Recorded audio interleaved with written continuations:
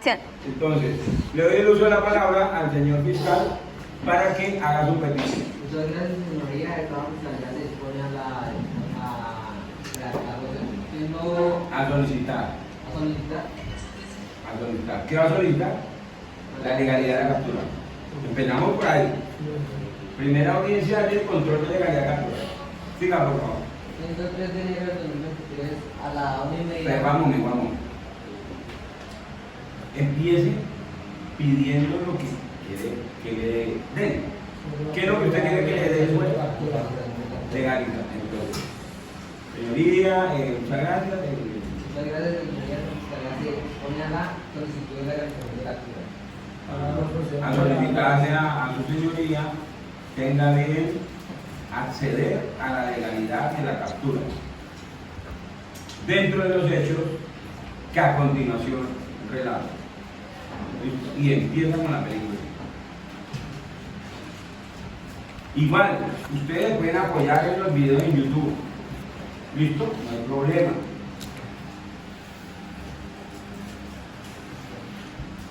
Muchas gracias, señoría. Esta fiscalía se dispone a la solicitud de legalización de captura a la legalidad dentro de la que a continuación redacto. Siendo 3 de enero de 2023 a la 1:30 por la noche salió la pareja. Tengo que decir los nombres de El aspecto fáctico, bueno, como esto es un ejercicio, puede inventarlo, ¿sí? No hay problema. Pero claro que de hoy en 8, o sea, niñas, de mañana en 8, tenemos esta actividad en vivo y en directo, o sea, como tal. Hoy estamos haciendo un ensayo.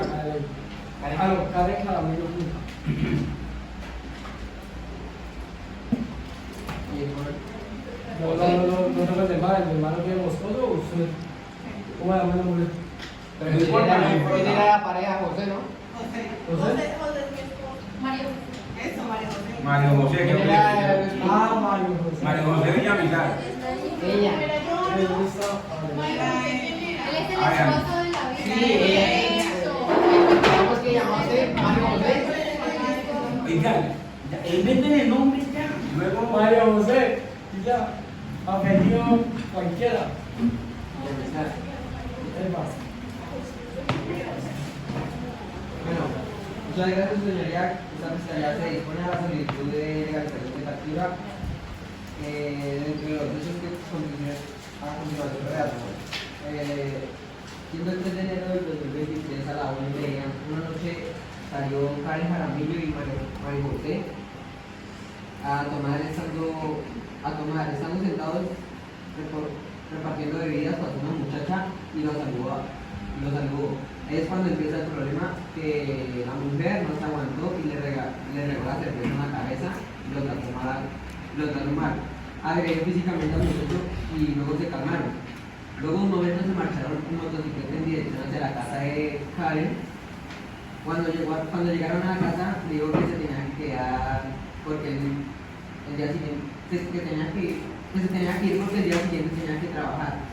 La señora Karen le quitó las llaves de la moto y dejó la moto. Al interior de la casa siguieron discutiendo y en la casa vivían los padres de Karen y la hija. Mientras en la escuela de Karen lo cacheteó y lo arrulló y el muchacho lo empujó contra la moto. Eso era contra una mesa que está ahí, ¿no? Sí, contra la mesa. Contra el borde de la mesa Se pone la parte derecha. y se abrió la parte de la ceja. Uno de los padres llamó a la policía para que hagan el procedimiento adecuado. Cuando llegó los oficiales. Perdón, pero uno de los padres no, dije, ¿qué padre fue? ¿La mamá o el papá? ¿Cómo es que llama ese? La mamá de la víctima llamó a la policía. Familia junta. La mamá de la víctima, Camila Junca, llamó a los oficiales y cuando llegó los oficiales el muchacho estaba sentado en el andén y se lo llevaron a Casillas. En valoración a la muchacha dijo que ya no tenía nada. Se la llevan allá para la casa y allá para Bueno, la póngale cuidado. Lo voy a explicar yo así de una manera más práctica y más sencilla. Vamos a suponer que yo soy el fiscal, ¿sí? Entonces, muchas gracias, señoría. Este delegado fiscal tiene a bien solicitarle se dé legalidad a la captura del señor José Villamizar dentro del radicado número 5001-61 308 50 2023 53001 por el delito de violencia intrafamiliar, basándome en los siguientes hechos. Entonces, el día 3 de febrero de 2023, siendo las 01:30 horas de la madrugada, en el sector comprendido, en la carrera, en la calle, el número tal, se encontraba departiendo unas bebidas alcohólicas o ingiriendo bebidas alcohólicas la señorita o la señora fulanita con el señor fulanito, cuando por alguna circunstancia inició una confrontación, una calorada discusión entre la pareja, por lo cual se retiran del lugar del hecho. Bueno, igual usted explica lo otro, los detalles los explica. Se retiran del lugar, llegando al inmueble donde se ubica la residencia de la víctima. El victimario ingresa con ella al interior de la casa, donde continúa la discusión acalorada. En este momento, como usted es el fiscal, recuerde que una cosa es el fiscal y otra cosa es la defensa. Como usted es el fiscal, usted tiene que dar un aspecto, venga, Dayana, si no le interesa el tema, no hay problema. Ya les dije hace rato que esto, si bien es cierto, no les compete a ustedes, pero yo quiero que aprendan más. ¿Listo? Entonces, quíteme esa maleta de ahí, guarden el celular, y si hay algo que tengan que hacer, no hay problema. Pueden salir un momento y hacer lo que necesiten. Pero mientras yo esté aquí explicando el tema o sus compañeros estén desarrollando la actividad, los necesito así. Mosca, pendiente, focus. Entonces, siguió la discusión acalorada al interior de la vivienda. En eso, el señor Mario José Villamizar agredió a la señorita Karen, ocasionándole una lesión, un hematoma en su pómulo izquierdo, pómulo derecho, con un eritema, con una vasoconstricción, que hubo rompimiento de vaso sanguíneo en el globo ocular, bueno, etc. A lo cual la señora madre de la víctima llama a la Policía Nacional, línea 123, o el número del cuadrante, quienes llegaron minutos más tarde y encontraron que en el interior de la vivienda se encontraba el agresor. Fuera de la vivienda. ¿Cómo? Fuera de la vivienda. Fuera de la vivienda encontraron al agresor, y quien fue señalado por la víctima, ojo, porque hay 5 circunstancias de flagrancia. La flagrancia la encontramos en el artículo ¿qué? 301, 302 del Código de Procedimiento Penal. Sí, aparecen las 5 circunstancias de flagrancia. Entonces, según una de las circunstancias de flagrancia, cuando la persona es señalada por la víctima o por la comunidad de haber participado en un momento en el delito o la conducta punible descrita y tipificada en el artículo 229 del Código Penal. Entonces, eso es más o menos lo que debe decir el fiscal. Entonces se dispuso la patrulla de vigilancia a captura en situación de flagrancia al señor José Mario Villamizar, leyéndole sus derechos, teniendo en cuenta el buen trato. Lo trasladaron a la estación de policía, o se lo llaman a medicina legal. También trasladaron a la víctima a medicina legal para la valoración respectiva. Listo, eso es el aspecto fáctico. ¿Listo? Cuando termina el aspecto práctico, viene el aspecto jurídico. Entonces, el aspecto jurídico en qué consiste. Oiga, con esta conducta, el señor José Mario infringió la norma penal que está en el artículo 229, 229 del Código Penal. Secretaria, 229 del Código Penal, el cual versa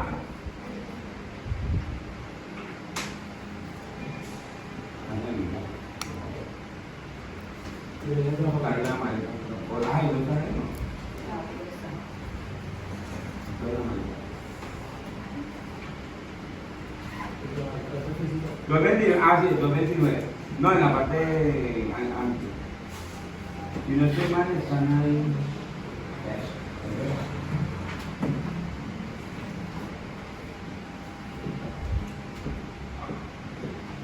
¿Cuál versa lo siguiente?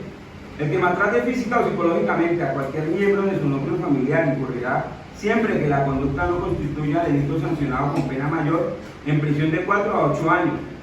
La pena se aumentará de la mitad a las 3/4 partes cuando la conducta recaiga sobre un menor, adolescente, una mujer, una persona mayor de 60 años o que se encuentre en situación de discapacidad o disminución física, sensorial y psicológica, o quien se encuentre en estado de indefensión o en cualquier condición de inferioridad. Cuando el responsable que tenga antecedentes penales por el delito de violencia intrafamiliar o por haber cometido uno de los delitos previstos en el libro segundo, título primero y cuarto del Código Penal contra un miembro de su núcleo familiar dentro de los 10 años anteriores a la ocurrencia del nuevo hecho, el sentenciador impondrá la pena dentro del cuarto máximo del ámbito punitivo de movilidad respectivo. Parágrafo primero. A la misma pena quedará sometido quien, sin ser parte del núcleo familiar, realice las conductas descritas en el tipo penal previsto en este artículo contra a. los cónyuges o compañeros permanentes, aunque se hubieran separado o divorciado. Entonces el señor fiscal debe hacer la aclaración al juez de que aplicaría, digámoslo de alguna manera, esta circunstancia de agravación punitiva. ¿Listo? Porque si bien es cierto, ellos no eran marido y mujer para la fecha de los hechos, sí tuvieron una relación conyugal, por decirlo de alguna manera, una unión marital de hecho, y producto de la unión marital de hecho, pues había una bebé. ¿Listo? B. El padre y la madre de familia, aun cuando no convivan en el mismo hogar, si el maltrato se dirige contra el otro progenitor. C. Quien no siendo miembro del núcleo familiar sea encargado del cuidado de uno o varios de los miembros de una familia en su domicilio, residencia o cualquier lugar en el que se realice la conducta. D. Las personas con las que se sostiene o haya sostenido relaciones extramatrimoniales de carácter permanente, que se caractericen por una clara e inequívoca vocación de estabilidad. Parágrafo segundo. A la misma pena quedará sometido quien, no siendo miembro del núcleo familiar, sea encargado del cuidado de uno o varios miembros de una familia y realice alguna de las conductas descritas en el presente artículo. Eso es lo que usted debe leer, o sea, decir, oiga, vea, esta fue la norma que infringió por una conducta. ¿Listo? Y viene el aspecto probatorio.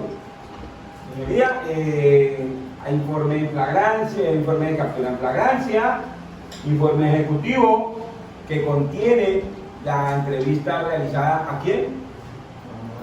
A la mamá de la víctima, a la misma víctima que interpone el denuncio. ¿Listo? Y la parte de medicina legal. ¿Listo? Eso usted lo presenta a la audiencia y le corre traslado al procurador y a la defensa. ¿Listo? Eso es lo que el fiscal debe decir para argumentar que la captura se debe legalizar. ¿Listo?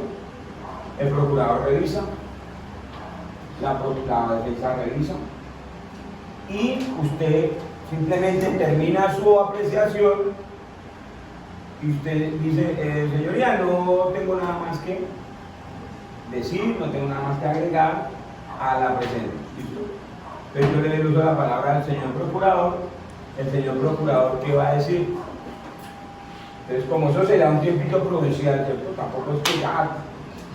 Y además, que yo les voy a recomendar que eso se lo envíen a sus compañeros por lo menos 2 días antes de la clase. ¿Listo? Por lo menos 2 días antes o 3 días antes de la clase, para que ellos les puedan empapar del tema. Para que usted pueda preparar también por si llega a haber algo erróneo, pues el día de la audiencia lo haga saber al juez. Les recuerdo que el juez no es un compañero de ustedes. Es una persona que tal vez ni distingan. Entonces, en todo caso, la persona que va a colaborarnos acá se supone que es imparcial. Cuando yo le doy la palabra al procurador, el procurador va a darme un concepto. ¿Sí? Puede decir, señoría, el delegado del Ministerio Público considera que lo expuesto por el señor fiscal en cuanto a los elementos materiales probatorios y el aspecto práctico expuesto se ajusta a la norma, ¿sí? O es ajustado a lo que se está presentando.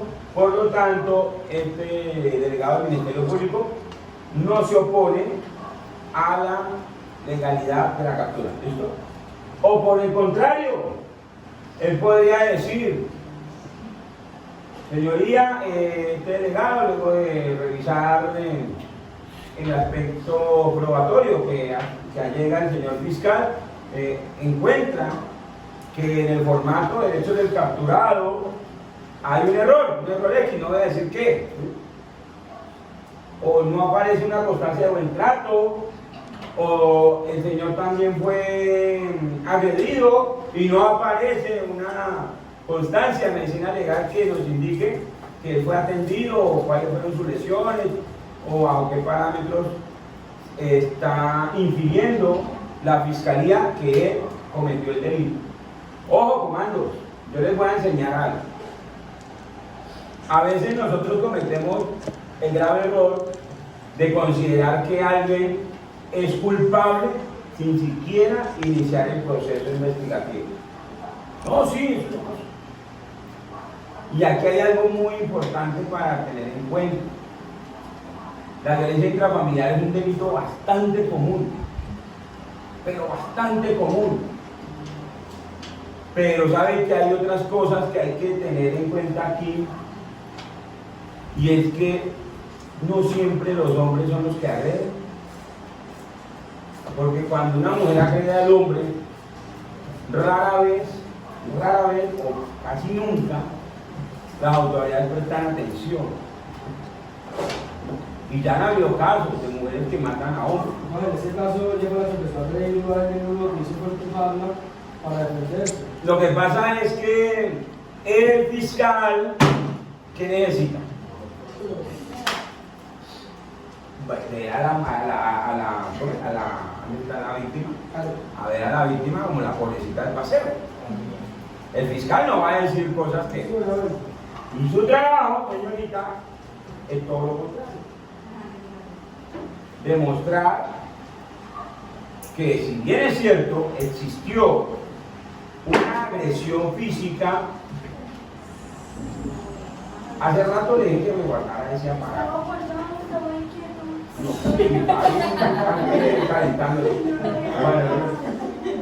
Bueno, entonces, si bien es cierto, hubo una agresión, porque ahora no lo podemos tapar, ¿cierto?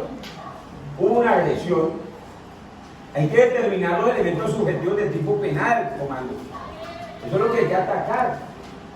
Los elementos de tipo penal, los subjetivos, elementos subjetivos. Oiga, sí señor, hubo esto, pero entonces eso lo vamos a debatir en las audiencias de juicio oral. Aquí no se va a debatir esto. Aquí usted simplemente empieza a escuchar lo que dice el fiscal Luego se le da el uso de la palabra a la señorita abogada. La señorita abogada también debe tener tiempo suficiente para haber revisado las evidencias y considerar, pues, su señoría, esta defensora, considera o se opone a la captura. ¿Por qué? Por la tipicidad de la conducta punible, por ejemplo. Toda vez que no existió tal conducta, señoría, es que en el informe denuncia tal cosa, en la entrevista que se realizó hay muchas cosas que uno como abogado puede ir revisando en los informes. Yo por eso les exijo tanto a ustedes que tengan cuidado en la redacción de los informes, porque ustedes a veces están cometiendo errores y necesitamos empezar a canalizar esas correcciones en este tipo de ejercicio. Y si usted no me lee, por ejemplo, ¿sabe qué va a decir cuando llegue aquí a la audiencia? Porque ha pasado en la vida real, comando. Yo cojo un caso y empiezo a leer. No, pero acá no debieron haber legalizado esta captura. Y miro los audios y ahí ven que dijo el abogado. Señoría, esta defensa no se opone a la legalización de captura. El procesado todo vuelto mierda, todo ensangrentado. Y vuelvo y repito, una persona en ese estado no se le puede considerar que esté en sus facultades, porque ha sido agredido, listo, cometió tal vez un delito, pero lo agredieron. Y es que el sistema penal no dice eso. Entonces, ¿cómo es posible? Lo digo porque ha pasado en la vida real, que legalicen capturas así. Y que el abogado deje, o sea, ¿quién dice? No, dejémoslo. Ya de pronto el abogado no tiene la culpa, porque es que le dicen al señor abogado, usted ha sido asignado como servidor público de proceso número son las 10 de la noche, por ejemplo. La audiencia es mañana a las 10 de la mañana. ¿A qué hora el abogado? Tal vez tenga tiempo. ¿Por qué lo digo? Porque a mí me ha pasado, me han dado las 3, 2 de la madrugada dándole duro a unos recursos que he interpuesto en mi vida profesional. Pero es que una cosa es el abogado de oficio, o sea, el abogado público, y otra cosa es el abogado de confianza. ¿Listo? Es muy diferente. ¿Por qué? Porque yo no tengo el mamotreto de procesos que puede tener un abogado de oficio. Mis procesos son muy pocos, entre comillas. Entonces, comando.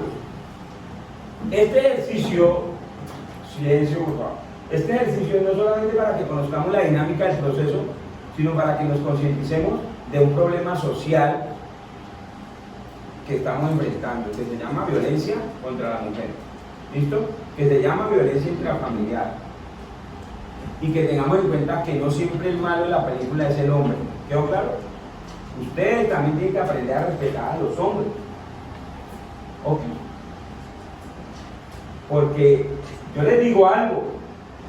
A mí una mujer me agrede y listo, de momento yo trataré en lo posible de evitarla.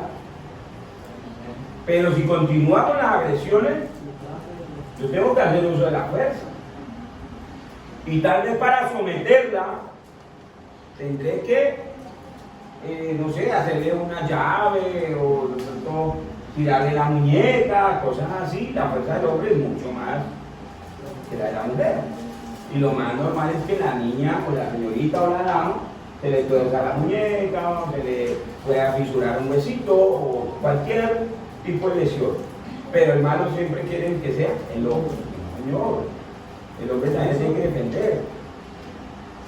Y ustedes tienen que luchar por la igualdad. ¿Sí? Porque el día de mañana tal vez tengan hijos y ustedes no van a querer que una mujer los maltrate, ¿o sí? O ustedes ya tienen sus hermanitos o su papá y no quieren que una mujer venga de... Entonces el respeto debe ser mutuo. ¿Quedó claro? Entonces, resulta que cuando le uso la palabra a la defensa, ¿qué va a hacer? Entonces, usted leyó todo y dice, no, señoría, esta defensa no se opone a la legalidad de captura. ¿Listo? O sí se opone por tal cosa. Listo, entonces ya después de escuchar a las partes, el juez va a tomar una decisión. ¿Sí me están prestando atención? Sí, vamos a... Entonces, cuando el juez toma la decisión, contra gestión van a proceder recursos. Ahora, para que el ejercicio lo hagamos de la mejor manera, pues no vamos a hablar nada de eso, no vamos a interponer recursos, porque simplemente sí se puede interponer, claro que puede interponer recursos, cuando el juez diga o la legaliza o no la legaliza. Cualquiera de las partes puede interponer recursos, incluso el procurador. ¿Listo? Listo, pero en este caso vamos a ver que ya. Pasamos a la siguiente audiencia, la audiencia es de traslado de la acusación. Como el traslado de la acusación equivale a la formulación de imputación, entonces contra ella no procede ningún recurso. No procede ningún recurso y listo, se va a dar así. Traslado de la acusación, lo mismo, vamos a revisarla acá. Necesito que por favor me acuerde para yo enviarle un modelo de traslado de acusación y de escrito de acusación, que no es lo mismo, pero para que lo llene con los datos del caso que inventamos nosotros, ¿vale? Bueno, ¿la acusación y la otra cuál es? Señor, ¿La acusación y la otra cuál es? el escrito de acusación. Escrito de acusación. ¿Cuántas audiencias son para resolver un caso? Eso depende de... Eso depende. Porque aquí en la concentrada, esto es que vamos a hacer nosotros de mañana a noche, es solamente las preliminares. Solo las preliminares son centradas. Y luego viene la preparatoria, luego viene la... para este caso, como se ha abreviado, vendría la preparatoria y la acusación y la preparatoria. Acusación y preparatoria en una sola posición concentrada. Bueno, entonces, luego viene, después como es un acto de mera notificación, ahí no procede ningún recurso. ¿Listo? No procede ningún recurso. O sea que la defensa y la procuraduría no. Pero, en un caso dado, uno llega a escuchar cosas que no concuerdan con lo primero que... Ahí sí, ¿no? Pero eso rara vez pasa, porque ahí nunca ha pasado. O por lo menos no he conocido el primer caso. Si ha pasado, no lo conozco. Bueno, y viene la tercera y última audiencia. La audiencia de solicitud de imposición de medida de aseguramiento, artículo 307 del Código de Procedimiento Penal. De solicitud. Artículo 307 del Código de Procedimiento Penal. De solicitud. De imposición de medida de aseguramiento. Artículo 307 del Código de Procedimiento Penal.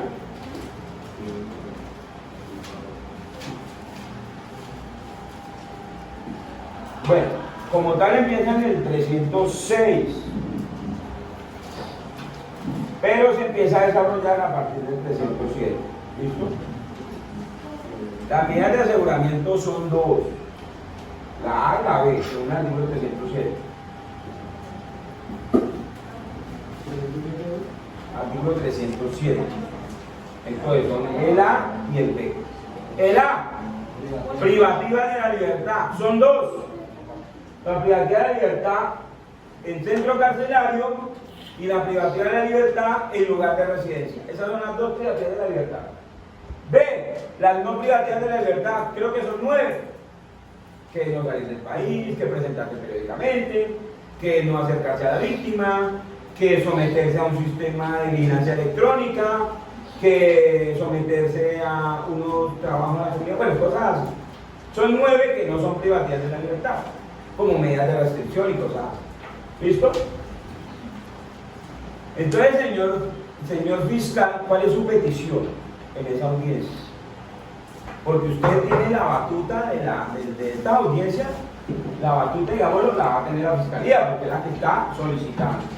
Entonces usted va a solicitar que se le imponga una medida de aseguramiento privativa de libertad aquí a la señorita. Digo, al señor, porque es un señor, ¿no? Entonces, bueno, ¿Privativa o no privativa? porque, póngale cuidado. Hay dos privativas de la libertad. Una en el centro carcelario y una en lugar de residencia. ¿Usted considera que un agresor de mujeres puede estar en una privacidad de libertad en lugar de residencia o en un centro carcelario? ¿Cuál cree que la más adecuada para un Centro carcelario. O sea, desde su punto de vista personal, ¿cuál cree? En la casa. Entonces usted puede solicitar eso.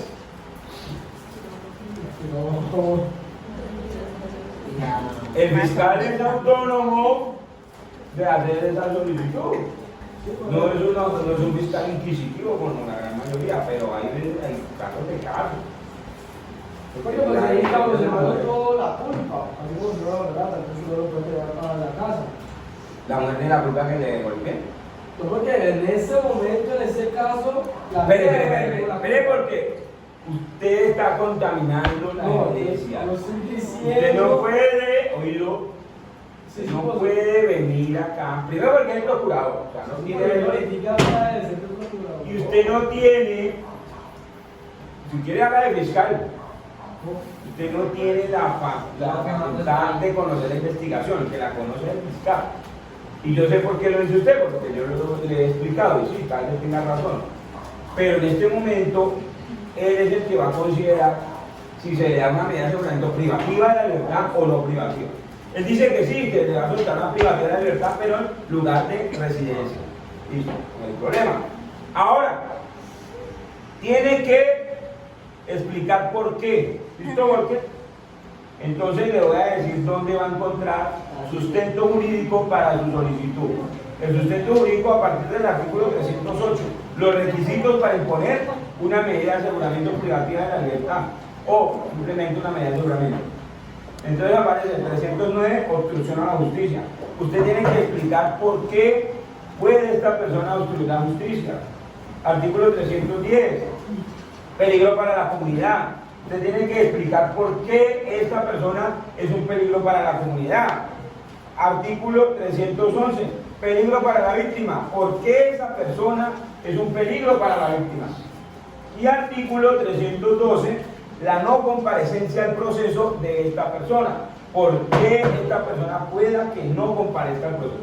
Esas cuatro cositas usted se las tiene que explicar al juez de control de garantía para poder convencerlo de que le imponga una medida de aseguramiento. De lo contrario, la defensa se va a aprovechar de eso. Y por otro lado, usted también puede participar ahí. No, yo no quiero participar. Por otro lado, Yo no quiero participar. ni falta que hacer. Por otro lado, la defensa tiene que exponer también por qué se le. O sea, usted puede decir, no, señoría, con una medida de aseguramiento no privativa es suficiente.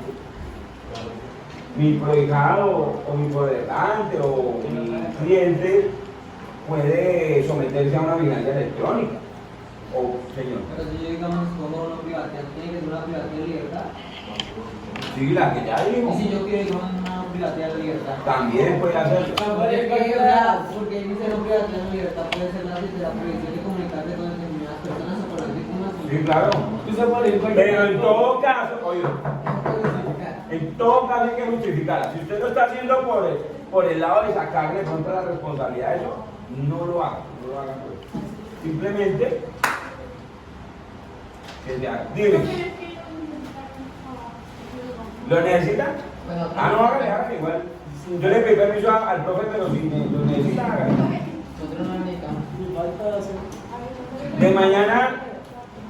De mañana en 8, las necesito. Bueno, si pueden, ¿no? ¿En la tarde? En la tarde, por favor. Pero necesito que vengan maquilladas desde la cama, que maquillen acá temprano. Bueno, sobre todo. Tal cual como está el maquillaje de la Hay que maquillar.